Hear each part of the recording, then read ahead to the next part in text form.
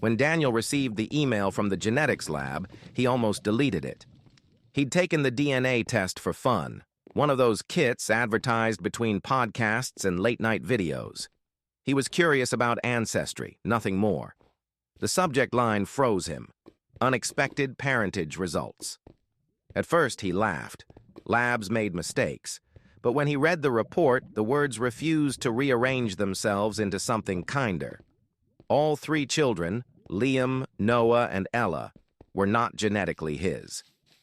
Daniel sat at the kitchen table long after the house fell asleep, the glow of his phone lighting up family photos on the wall. The kids had his last name, his habits, his laugh. This couldn't be real. The next morning, he confronted his wife, Mara. She didn't cry.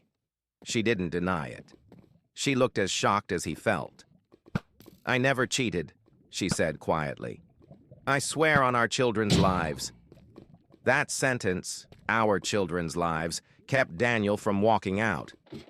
They went back to the lab together, then to another, then to a university hospital where geneticists spoke carefully, like people walking through a minefield. That's where they learned about chimerism.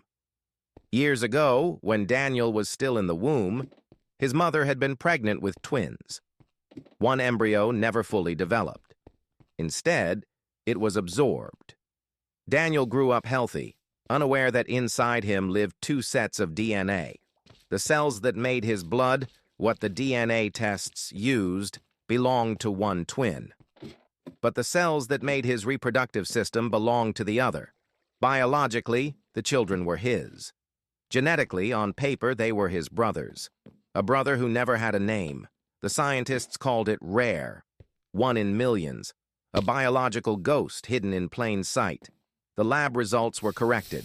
Documents updated. Apologies given. But something in Daniel had already shifted. One night, Liam asked, "Dad, why are you staring at us like that?"